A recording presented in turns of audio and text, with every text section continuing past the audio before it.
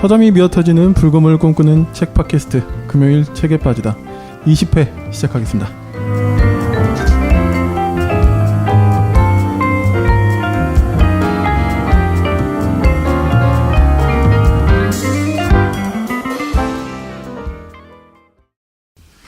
안녕하세요. 안녕하십니까. 안녕하세요. 잘 지내셨습니까? 네, 잘 지냈습니다. 잘 지냈습니다. 네. 요즘 날씨가 추워가지고. 어젯밤에 눈이 많이 와가지고 막. 네. 저는 이제 그 경기 광주 시골에서 네, 시골 죄송합니다. 산자락에 사니까 네. 눈 온 날이면은 막 그날 전날부터 막 걱정되는데. 네네. 네, 그 아침에 좀 기온이 떨어져서 다행히도 출근 잘했습니다. 네. 네. 네, 저는 9호선 파업이 어서 끝났으면 좋겠습니다. 지금 그거에 영향을 받으시는 거예요? 그래서 원래 9호선을 타고 다니는데 요즘에는 일부러 2호선을 타고 다녀요. 집 근처가 그 두 개가 있나 봐요. 예, 근데 9호선이 더 좋고 빠른데 네. 아무래도 좀 돌아서 가는 2호선을 타게 되니까 약간 그 제가 사는 산자락 시골과는 다르게 좀 이렇게 잘 사는 동네 사신다는 느낌이. 그렇진 확 드네요. 않고요. 그래도 산입니다. 저는 산에 어떤 산이냐가 중요한데. 사실 강남 이런 데 살지 않으면 다 무슨 의미가 있겠습니까? 네. 저희 소개를 안 했구나. 네. 소개 간단하게 할까요? 예, 책을 좋아하고 책을 만드는 윤이라고 합니다. 네, 책 홍보하는 일을 하는 용도사라고 합니다. 예, 저는 기독교 단체에서 일하고 있는 불곰 PD입니다. 벌써 12월입니다. 네, 12월이어서 네. 제가 오늘 소개할 책과도 연관되는 질문을 그냥 하나 드리고 좀 이제 너무 말이 거창할 수 있긴 한데 두 분은 그 불곰 PD님이랑 윤희님은 올해 나를 좀 뒤흔든 나를 약간은 좀 이렇게 나한테 좀 이렇게 강력하게 다가온 그런 책이나 사건이나 그런 게 있으신지. 윤희님은 당연히 이제 가정을 꾸리신 게 뒤흔든 사건이실 테고 책으로 좁혀서 보자면 혹시 지금 그냥 딱 생각나신 거 있으세요? 또 이게 이제 12월이니까 또 이런 거 많이 하잖아요. 네, 그렇죠? 올해의 책 이런 네. 거 있잖아요.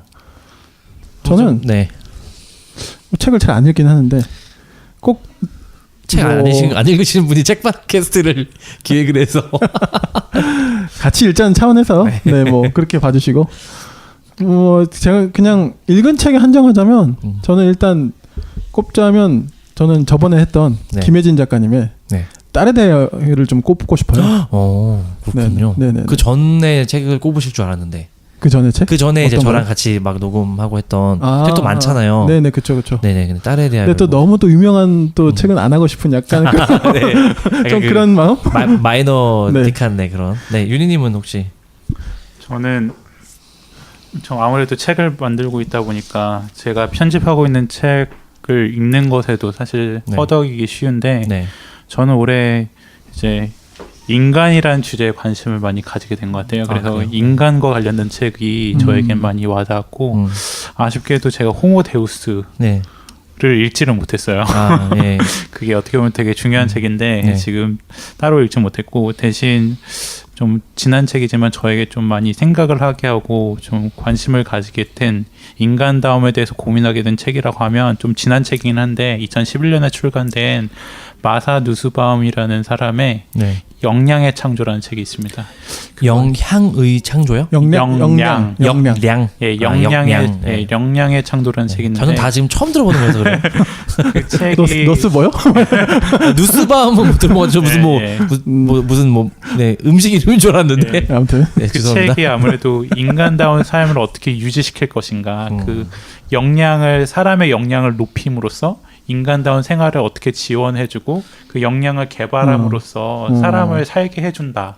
이 여기에 이제 착안을 하게 돼서 제목은 자기계발서 같은데 역량의 창조해가지고 자기계발서 같은 느낌인데 CEO 필독서 이런 거 같은데 제목이 법학자이자 경제학자들의 논의를 많이 갖고 와서 논의한 책들이고 또 그래서 인간과 관련된 책을 굉장히 많이 읽게 될 것 같아요. 최근에 그분이 한국에 오지 않았어요? 아닌가? 누스바움? 네, 마사 누스바움. 어디서 들어본 것 같긴 한데. 저도 왜 어디서 많이 들어봤지? 아무튼 꼭 잘 모르는 사람들이 어디서 들어봤다고 항상 이런 얘기 많이 하곤 하죠. 한 건 있는 것 같기도 하고. 그래서 진짜 인간이 무엇일까, 그리고 인간다움이 무엇일까에 대해서 좀 고민하게 된 한 해가 아니었을까. 근데 저도 지금 얘기하신 주제가 되게 비슷한 것 같은데 저는 이 팟캐스트 녹음한 책들이 다 오래 기억나는 책들이고 사실 그 책들밖에 못 읽은 것도 있고 근데 저는 편의점 인간이란 소설책이랑 호모데우스 두 권을 좀 읽고 싶은데 그것도 보니까 다 인간과 관련된 거고 그리고 요새 올해 특히나 이제 인공지능이나 막 이런 강한 인공지능 뭐 이런 논의가 막 우리나라에서 유행처럼 퍼져가지고 과연 인간의 경계는 어디까지인가 막 이런 게 뭐 영화 쪽 뭐 문학 쪽에서도 그렇고 약간은 좀 네 그런 뭐 신학 쪽에서도 좀 그런 것 같기도 하고요. 그런 것 같다 생각이 좀 드네요. 네. 인공지능 하니까 좀 뻘소리가 생각이 나는데 네. 그 얼마 전에 스타크래프트도 한번 했었거든요. 아세요? AI랑? 예, 알아요. 누구랑 했지? 그거 송병구랑 했는데 네, 송병구가 다 바르긴 했는데 프로토스 네. 송병구요? 네, 그 네. 전설의 택배닉상의 백. 네. 역시 또 약간 또 신나는데 저희 덕후 또 정령 나오네 또. 송병구한테는 좀 상대가 안 됐어요. 적으로 붙었는데 AI가 막 사드론 계속 공격해가지고 송병구가 네. 막 다 막았는데 네. 근데 이제 그 전에 아마추어 약간 잘하는 아마추어랑 붙었는데 그때 그 뮤탈 컨트롤이라고 하잖아요. 네, 뮤탈. 보통 이제 그렇게 네. 모아가지고 이렇게 네. 하잖아요. 근데 컨트롤을 어떻게 하냐면 일일이 하나하나 다 클릭해가지고 오히려 분산시켜서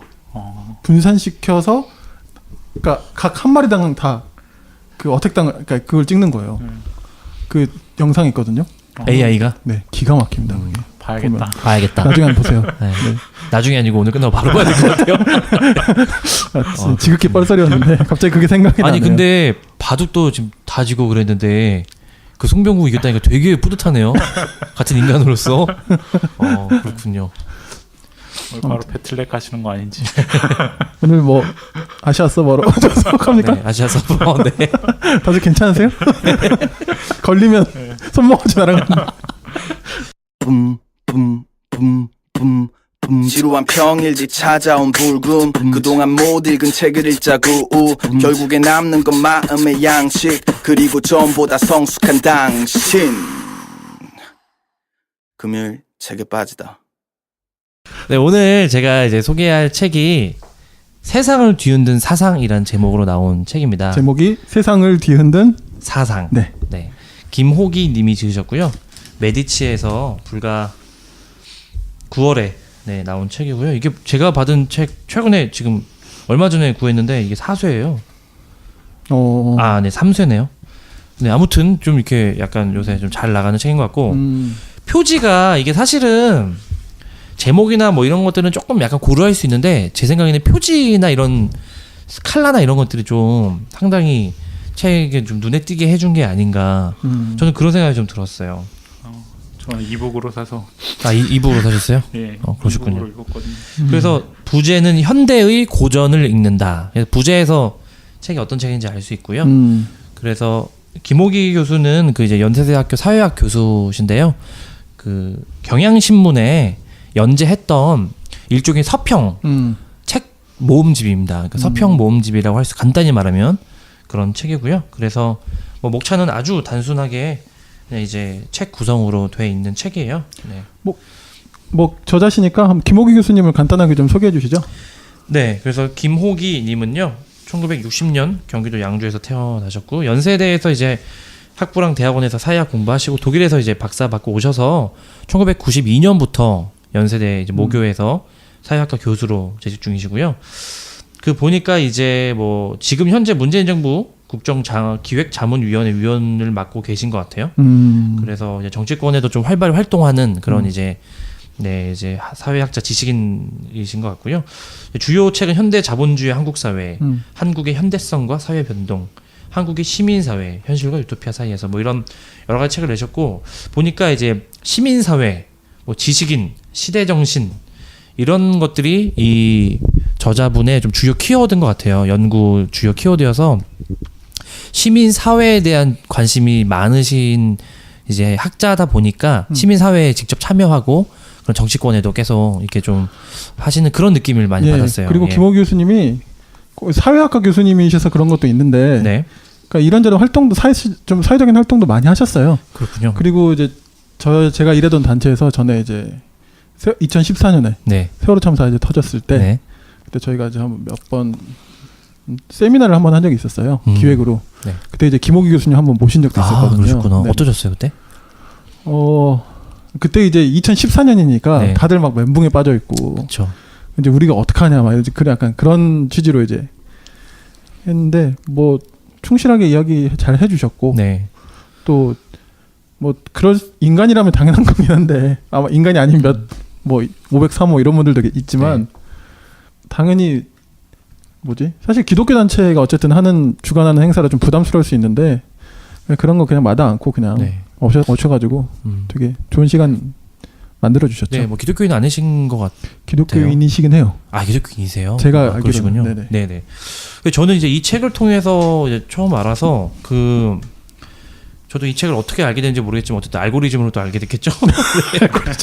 네. 네. 지난 회를 참조하시고요. 자, 지난 몇 회죠? 18회. 네, 18회 참조하시고요. 무슨 얘기인지 아실 겁니다. 네네네. 네. 아무튼 그래서 저는 이제 책에 관한 책이잖아요. 네. 책에 관한 책에서 저 같은 이런 이제 초보 입문자들이나 저는 제가 역알못이라고 그 역포자라고 제가 얘기를 했는지 모르겠는데 지난번에 수포자로 얘기했죠. 네. 역사 포기자. 많은 포기를 많이 하셨는데. 네, 저는 고등학교 3년 동안 체육부장이었기 때문에 체육 말고 다 포기했습니다. 아무튼 네. 저처럼 이제 역사에 대한 이제 좀 문외한인 사람들한테는 되게 좋은 이게 책 서평을 통해서 현대를 살펴보는 책이기 때문에 제가 이제 대학에서 신학을 공부하면은 보통은 훨씬 이전, 그러니까 고대, 중세, 종교개혁 시기 그리고 이제 뭐 근대 그 계몽주의 시기 이런 시기는 오히려 공부를 많이 하는데 지금 우리가 살고 있는 가장 가까운 연장선에 있는 현대는 공부를 좀 덜하게 되는 측면이 있는 것 같다는 생각이 좀 들어요. 현대 신학을 막 자유주의 신학이라고 하는 그런 분위기가 좀 연결이 되는 것 같긴 한데 그래서 저는 이게 현대의 고전을 읽는다는 게 어떤 면에서는 고전이라고 하면 사실 현대의 고전이라는 말이 조금 아이러니가 있죠. 예, 약간 아이러니가 있잖아요. 현대라는 것은 고전이라는 것은 뭐 100년, 수천 년의 역사를 통과해 낸 것이 고전인데 그래서 이게 약간 좀 그렇구나 하고 이제 목차를 보고 했더니 제가 뭐 한두 번은 들어봤거나 뭐 알았거나 뭐 누가 이제 썰풀 때 약간 이제 막 그런 사상이나 이런 거 막 썰푸는 사람들이 할 때 누가 그렇고 이거 뭐 푸코가 그렇고 이런 얘기가 하는데 너스밤? 네.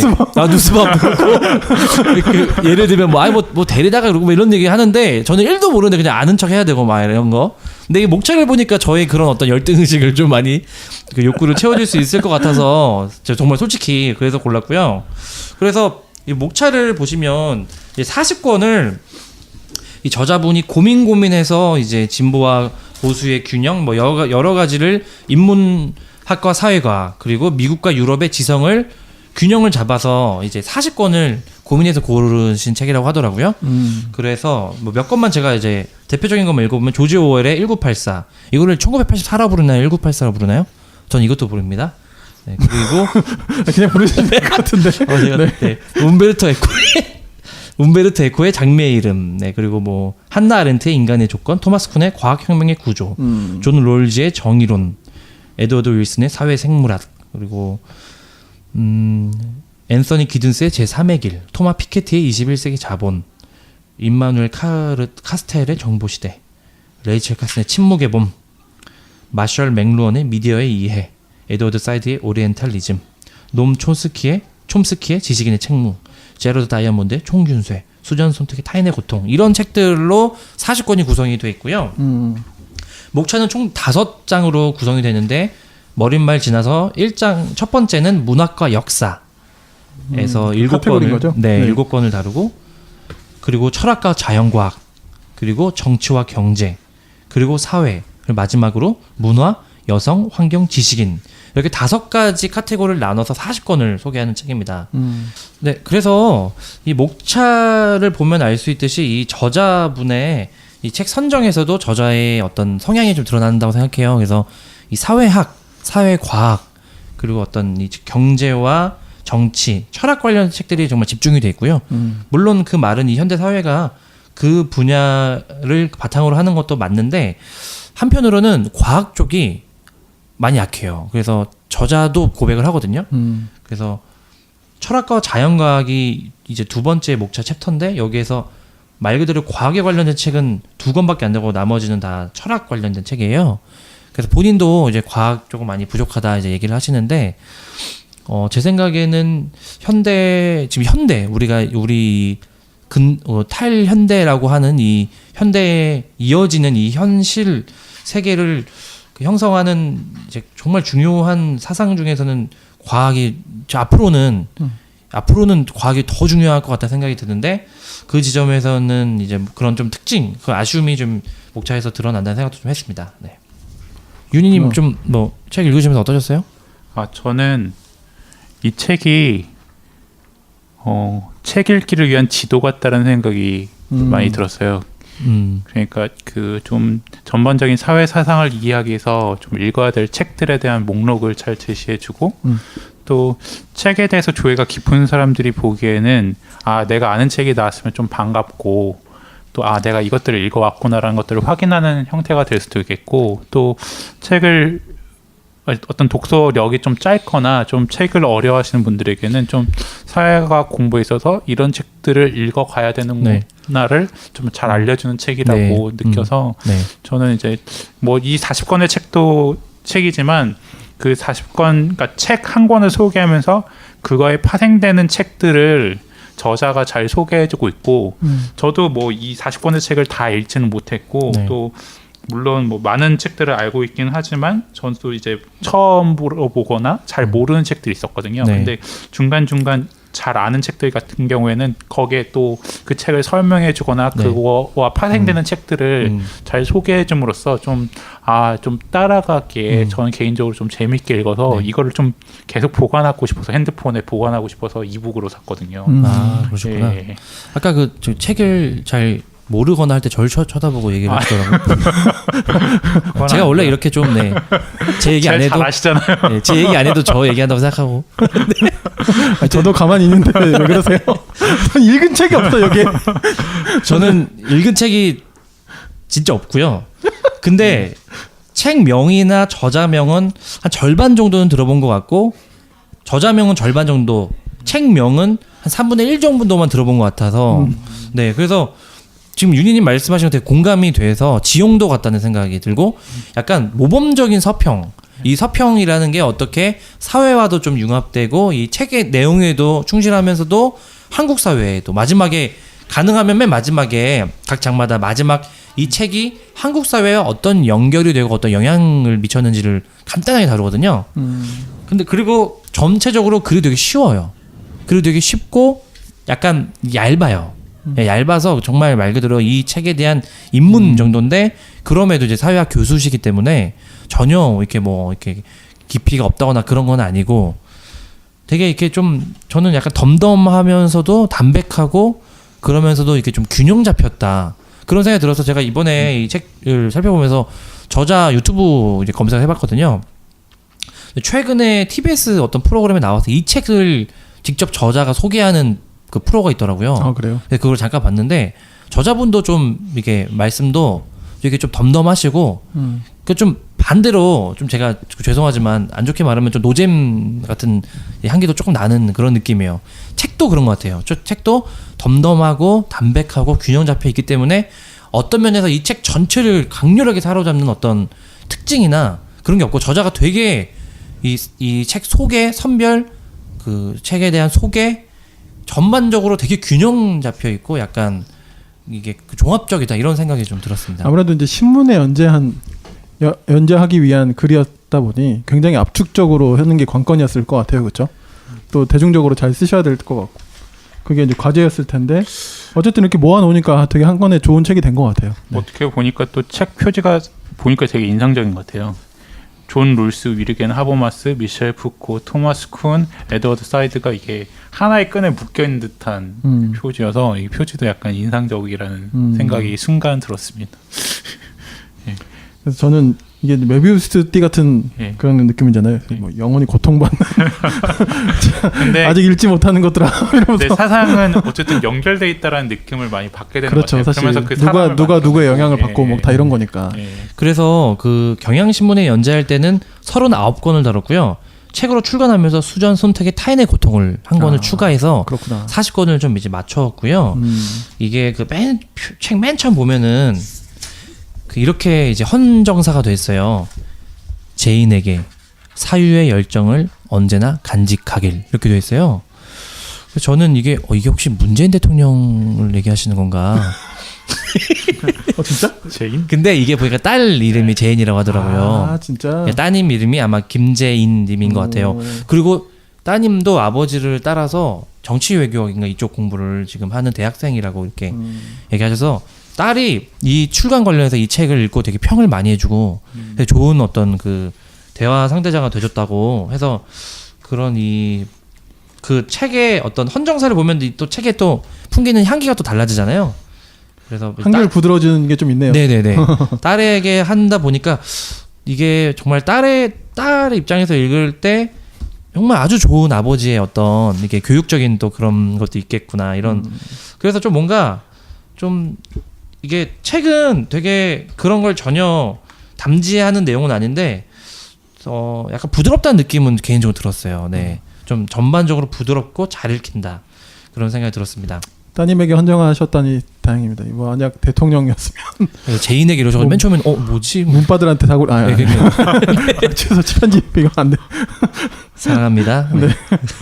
그래서 이 저자는 현대를 2차 세계 대전 후로 이제 봐요. 그래서 이제 전후 시대라고 하거든요. 포스트 워라고 해서 전쟁 후 시대부터가 우리가 말하는 이 현대가 이제 출현하기 시작했고, 그래서 전쟁 후에 급격하게 이제 미국이 승리 국가로서의 팍스 아메리카나 어떤 세계 경찰 국가로서의 위상을 가지면서 경제 어떤 자본 중심의 그 세계가 재편됐고, 그래서 그 이후에 전쟁 이후에 그 세계에 엄청난 강력한 영향을 끼친 40권을 이제 다루거든요. 그래서 저자가 얘기하듯 아까 제가 말씀 간단히 드렸지만 이제 과학 관련된 책이 조금 이제 목록이 좀 부족하고, 그리고 이제 동양 사상가가 좀 많이 부족하다. 이것도 본인이 고백을 직접 하시더라고요. 네. 제가 몇 년 전에 그 중고 책방을 갔었는데 이분이 쓰신 몰랐어요. 근데 보니까 이분이 쓰신 거더라고요.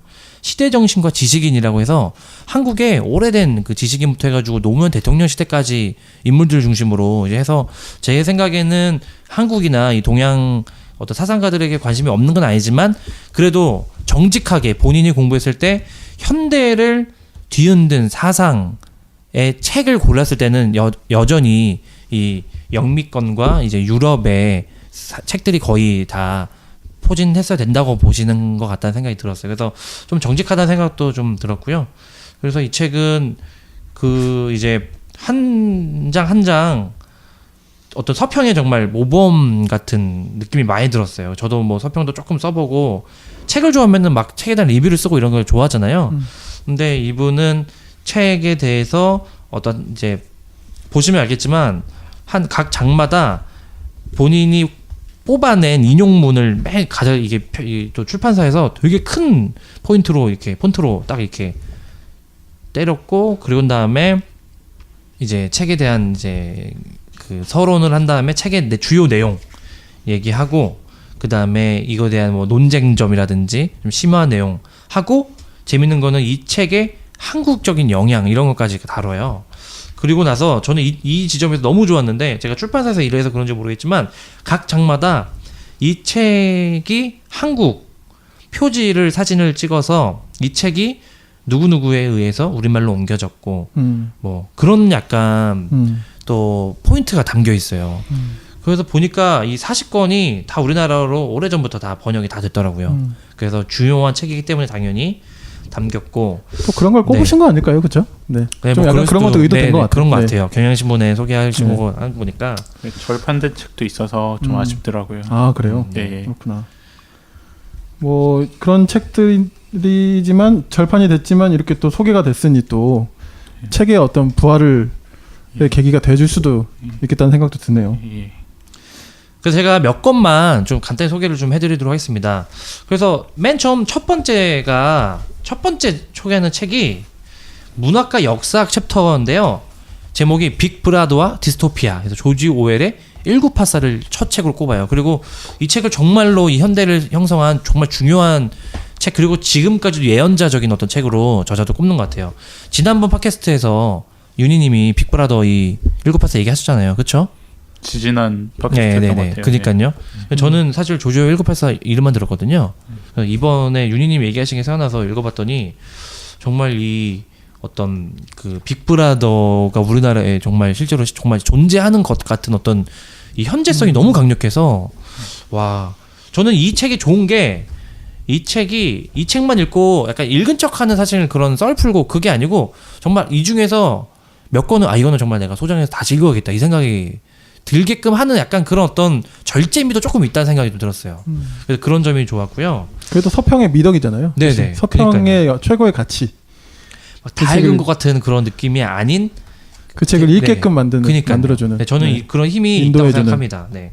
그리고 나서 이제 13번에 있는 사회적 행동의 생물학, 에드워드 윌슨의 사회 생물학이라는 책인데 이건 이제 과학책이죠. 그래서 이 책을 다룰 이제 과학책이 2권밖에 없지만 그 중에서 한 권으로 이 사회 생물학을 다루면서 이 생물학이 현대에 얼마나 강력하게 이제 발전되면서 에드워드 윌슨이 이제 생물학적인 정체성이야말로 인간을 규정하는 가장 강력한 정체성을 이렇게 얘기해서 실제로 생물학이랑 사회과학 간의 논쟁이 강력하게 있었던 것 같더라고요. 그래서 그런 거를 좀 다루고 저자가 이제 사회학자인데 이 생물학 책을 다루면서 그런 논쟁을 다루니까 그 지점에서는 조금 빛이 난 것 같다는 생각이 좀 들었어요. 그리고 저는 제 생각에는 우리나라에 뭐 최재천님도 계시고 통섭 뭐 앞으로 이런 사회생물학 그리고 이제 뭐 제가 좋아하는 유발 하라리 같은 건 이 사회생물학과 사실은 이 정치학이나 이런 걸 다 연결시키는 그런 어떤 되게 어떤 통합적인 그런 비전이 되게 그 중요한 것 같은데 그래서 이 책에 저는 좀 눈에 들어왔었고요. 그리고 또 한 거는 몇 년 전에 진짜 얘기 되게 많이 들었던 것 같아요. 토마 피케티의 21세기 자본이라는 책도 다룹니다. 그래서 불평등과 세습 자본주의. 보니까 이 책이 제일 최신 책 같아요. 네, 이 책이 그 책이랑 이제 4차 산업혁명 이 2권 정도가 가장 최신 책인 것 같아서 그래서 이거 좋았어요. 네, 그나마 이렇게 좀 최신 책까지 좀 아우르는 그런 느낌이 있어서 네네. 그래서 피케티에 대한 아주 되게 핵심적이고 딱 이제 담백한 주요 내용과 그 주요 주장을 다루고 그리고 피케티에 대한 논쟁을 다루고 그리고 피케티와 한국 사회까지도 이제 사회학자로서 다루는 게 이 부분에서는 되게 저는 이때 그래서 이때 이 책이 그렇게 진짜 많이 선풍적이었구나 그런 거를 좀 하고 이 책 이후에 불평등에 대해서 훨씬 더 불평등이라는 용어가 되게 주요 우리나라의 키워드로 나온 것 같다는 생각이 좀 들었습니다. 그리고 이 책 나올 때 그때 막 그 월스트리트 아큐파이드 월스트 그거 막 있던 때 아니었나요? 예, 그렇죠. 그게 막 약간 같이 막 이랬던 것 같은데. 그게 뭔가요? 그 Occupy Wall Street라 그래서 네. 그 그러니까 월스트리트를 점령하라 그래가지고 반세계화에 대한 시위들이 뉴욕 월가 쪽을 중심으로 해서 있었죠. 네.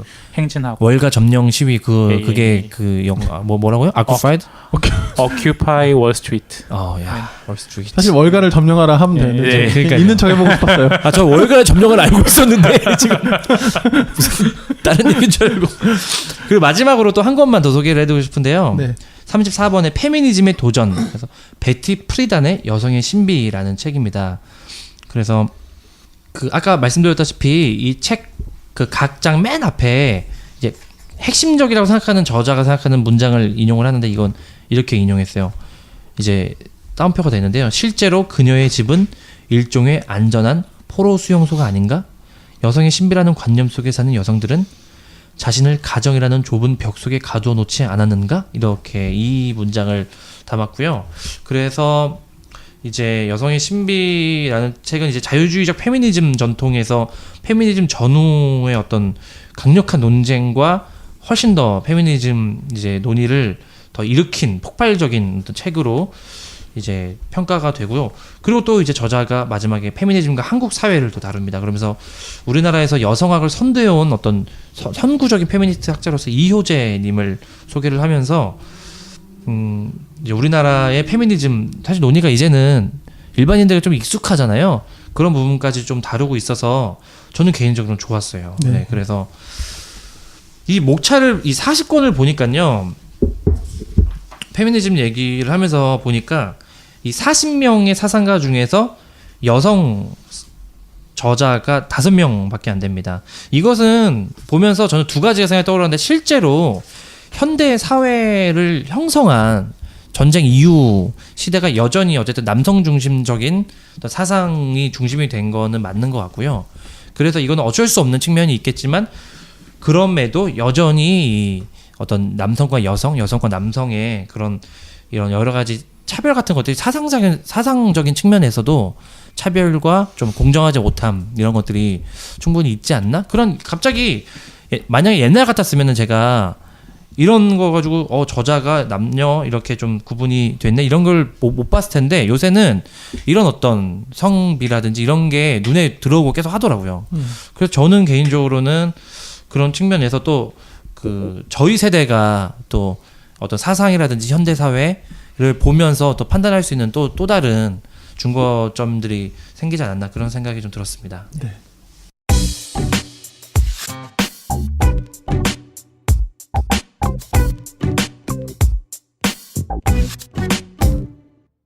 그래서 저희 아까 그 얘기를 좀 하다 말았는데 그 혹시 윤희님과 이제 뭐 붉은 PD님 같은 경우는 이 책을 이렇게 좀 40권의 책을 보시면서 좀 뭐 읽었거나 눈길이 가거나 좀 약간 뭐 그런 약간 이제 좀 주목되는 책이 있으시면 얘기를 좀 해주시면 좋겠어요. 윤희님 혹시?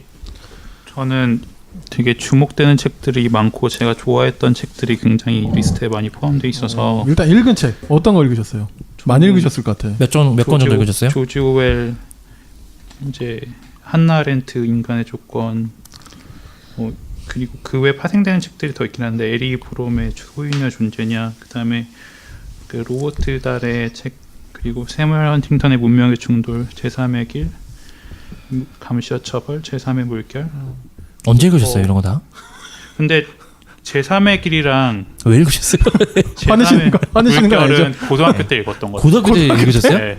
제3의 물결을? 예, 제3의 그때 항상 엘빈 토플러 살아있을 때 막 네. 우리나라 온다 그래가지고 부에밀에 그때도 굉장히 막 되게 선풍적인 뭐 그런 서점에 시절이 열풍이 불었잖아요. 있긴 했으나 저는 안 읽었죠. 네.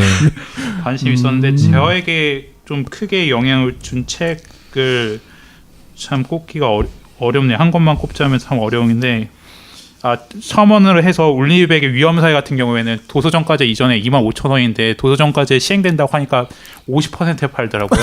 그래서 이 책을 살까 말까 서점에서 엄청 고민하다가 그거 사셨어요? 못 샀죠. 사셨어요? 돈이 또 그때 막 한참 막 며칠 남겨두고 막 50% 계속 다운할 때 맞아. 그때 못 샀던 기억이 나서 참 안타까운 책으로 기억이 나는데 저에게 사고에 영향을 준 건 한나 아렌트의 인간의 조건과 그 다음에 로버트 달 책, 그리고 그 이후에 나오는 그 소개하는 책들이라든지, 그리고 저에게 미셸 푸코도 그렇고, 저한테 근데 가장 또 많이 다가왔던 건 에드워드 사이드의 오리엔탈리즘인 것 같아요.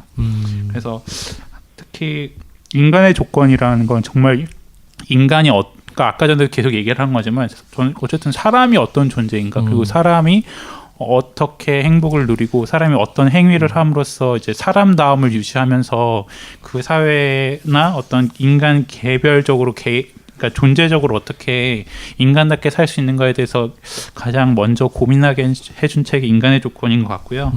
또 오리엔탈리즘은 특히 저에게 그 동양이라는 사고에 대한 어떤 서구인들의 어떤 시선을 잘 느끼게 해준 책이었던 것 같아요. 그래서 제가 이제 그런 어떤 관련된 내용들도 적어서 혼자 책의 질문 리스트를 적어서 막 고민하고 그랬던 적이 있었는데요. 그 고민들을 살펴보면 뭐 이런 것들이었거든요. 동양과 서양을 어떻게 구분하는가. 그러니까 딱 구분 짓는 게 아니잖아요. 그러니까 어디서부터 동양이고 어디서부터 서양인가. 맞아요. 예, 그런 고민을 했었고. 그러니까 뭐 러시아 같은 나라는 사실 뭐 동양서양 걸쳐져 있잖아요. 예, 지리적으로도. 진짜. 그리고 동양을 규정할 때 그 동양이라고 부르는 사람들의 주체가 누구인가에 대해서 또 생각을 했었던 것 같고, 또 그 주체는 동양에 대해서 어떻게 사고하는가, 그것들이 이제 에드워드 사이드 책에 나와 있고, 또 그런 어떤 동양을 바라보는 시선은 역사적으로 어떻게 형성되어 왔으며 그 목적이 무엇인지, 그 서양이라는 주체가 동양을 규정하는데 왜 그렇게 규정했었는지, 그런 것들이 이제 제국주의와 식민주의와 다 연결되면서 이제 우열과 열등한 존재로 나누는 어떤 그 역사적 과정이 형성되어 왔는데 그것이 이제 문학에서도 그렇고 역사에서도 그렇고 어떤 사상에서도 그렇고 그런 작업들이 편만하게 계속적으로 이루어져 왔다라고 이제 살펴보는 게 이제 에드워드 사이드의 어떤 고찰이거든요. 그런 문제 그리고 공간에 대한 어떤 그 동양에 거주한다라는 거, 동양에 여행한다라는 게 어떤 의미인가 그런 것들에 대해서 하나하나 좀 살펴보는 측면들이 있어서 한 10몇 개의 질문들을 책에다가 막 적었던 기억이 나요. 그래서 또 정치학에 대해서도 그렇고 또 베네딕트 앵더슨의 상상의 공통체 같은 경우에는 정말 저는 읽으면서 느꼈던 게 저는 약간 코스모폴리트니즘 같은 생각을 가지고 있거든요. 그게 뭔가요? 코스모폴리타니즘이? 그러니까 우리가 온 인류가 하나의 예, 정체성을 가지고 있는. 예, 저는 그러니까 이게 한국인이라는 특성이 어디서 나왔는가? 예. 사실 이제 뭐 비슷하게 생기면 뭐 같은 민족이라고 하지만 사실 우리 사회 안에는 전혀 한국인 같이 생기지 않았음에도 불구하고 부모가 두 분 다 한국인이시고 하지만 한국인으로 같이 생기지 않은 분들도 있을 수 있잖아요. 네. 그러니까 제 친구 중에도 그런 친구가 있거든요. 전혀 한국인 같이 생기지 않았는데 쟤는 한국인이거든요. 그러니까 이게 한 민족이라는 걸 어떻게 구성할 것인가, 정말 민족이라는 개념은 상상의 것인가, 아니면 진짜 실제적인 것인가, 그런 거에 대한 고민을 어떻게든 이 책을 읽으면서 던져줬던 것 같거든요. 그 최근에 한현민 씨라고 그 모델이신데 예, 그 흑인 알아봤어요. 그죠 그분. 예. 근데 그분 정작 영어 하나 잘 못하시거든요. 예, 아버지가 나이지리아인이고 어머니가 네. 한국인이고. 네, 그래가지고 막 뭐지 막 웃고 막 이제 그냥 웃자고 막 그런 거긴 한데, 그러니까 이미 우리가 그런 사회가 이미 뭐 진행되고 있는데. 그러니까 이 하나하나 벌어지고 있는 사회 현상에 대해서 정말 한 사람 한 사람 깊게 통찰한 결과들이 여기 이 사상의 결과로서 이 책에서 소개되어지는 것 같고, 어쨌든 이 책을 읽으면서 느꼈던 거는 김호기 교수님의 어떤 독서 노트 같은 느낌이지만 우리 같은 평범한 사람들도 책을 읽어서 노트로 남겨두고 편집을 한다면 좋은 책을 남길 수 있겠다라는 생각이 이 책을 보면서 도전을 받았다는 느낌이 많이 들어요. 네, 그러니까 저도 마지막 말에 공감하는데요. 그 나를 지금까지 나를 형성한 책의 어떤 목록들, 꼭 책이 아니더라도 어떤 사상의 목록들을 얘기하신 대로 메모해놓고 기록해두는 게 되게 좋은 것 같은 게, 이 저자분이 사회학자라서 더 그러겠지만 사시권이 다 사실 그 당대 사회 전후를 강력하게 이렇게 반증하기도 하고 영향을 미치기도 하고 그 안에서 되게 씨름한 어떤 책들을 다 골라낸 거거든요. 근데 물론 모든 책들이 다 그런데 저자는 더 그 부분에 더 포커스를 맞추는 것 같아요. 그래서 이 책을 읽으면서 저도 앞으로 내가 읽을 책, 그리고 내가 읽고 나서 리뷰할 것들, 그리고 내가 오늘을 사는 것도 사실은 내가 지금 이 현대 사회, 이 내가 이제 한국이라고 하는 2017년 사회를 산다는 것을, 그리고 이것이 어떻게든 서로 간에 영향을 주고받는다는 것을 다시 한번 좀 생각을 해보게 되더라고요. 네, 그게 좀 좋았습니다. 네, 저는 네. 지금 봤는데 저자는 좀 들어본 사람이 있거든요. 네. 읽은 책이 없어요. 읽은 책이 딱 한 권 있네요. 딱 한 권. 뭐요? 음베르토 에코의 장미의 이름. 네. 저보다 나으시네요. 네, 하여튼 그래가지고 상화권 있는 책인데. 그래서 뭐 저의 유일한 책이자 가장 인상 깊은 책도 이 한 권으로. 네. 그래서 저는 압축하겠습니다. 이게, 그러니까 이제 윤희님 같은 경우는 조금 이제 약간 이제 덕력이 좀 전부터 이제 있는 분이시고. 아니에요. 네. 몰라요. 아니라고요? 일반인과 저처럼 이제 일반인 같은 사람들은 사실은 이 목록을 들어보기도 하고 하지만 이걸 제대로, 사실 고전이라는 게 그렇잖아요. 누구나 알지만 누구도 읽지 않은 게 고전이라고 그런 얘기도 있지만, 그래서 이 팟캐스트를 들으시는 분 중에 이제 좀 그 기독교인들분도 좀 계실 텐데, 이제 기독교인이, 그러니까 교회를 다니고 신앙을 갖는다는 게 현대 사회, 지금 이 현실 사회에 영향을 주고받는 거기 때문에 이 현대를 되게 잘 배우고 현대가 어떤지를 알아야 되는데, 그런 거를 잘 이렇게 알지 못하는 어떤 조금 메커니즘이 약간 작동하는 게 아닌가? 이번에 제가 보면서 이거를 내가 어떻게 1도 모를 수가 있지? 이런 생각을 보면서 너무나도 옛날 오래전 시대를 지금으로 그냥 그대로 이렇게 좀 카피해오고 이런 게 조금 그런 어떤 사상의 영향이 있지 않나? 그냥 이번에 문득 그냥 그런 생각이 들더라고요. 그렇죠. 그런 생각 들 수 있을 것 같고. 네. 근데 한편으로는 지금 40년대 이후로 나온 추리고 추린 책이 40권인데 우리가 어떻게 다 읽겠습니까? 근데 맞습니다. 네. 그런 차원에서도 이런 책은 참 의미가 있는 것 같아요. 그렇게 해가지고 어쨌든 이 책들 중에 저는 한 권이라도 읽게 되면 그것만으로도 이 책의 가치가 충분하지 않나. 네. 제 수준에서 한번 그렇게 이야기해 봅니다. 저는 고전이라는 게 꼭 그거를 막 다 정독할 필요는 없다 생각하거든요. 개인적으로는. 네. 그러면 안 돼요. 그러니까 오히려 이런 책을 통해서 어느 정도의 밑그림만 그리고 사실 더 넘어가도 저는 그게 무슨 뭐 죄의식을 갖는다거나 막 부끄러울 건 아니라고 생각해요. 물론 그것만 이렇게 중독에 대해서는 안 되겠지만 저는 개인적으로는 네, 이 책이 되게 좋았습니다.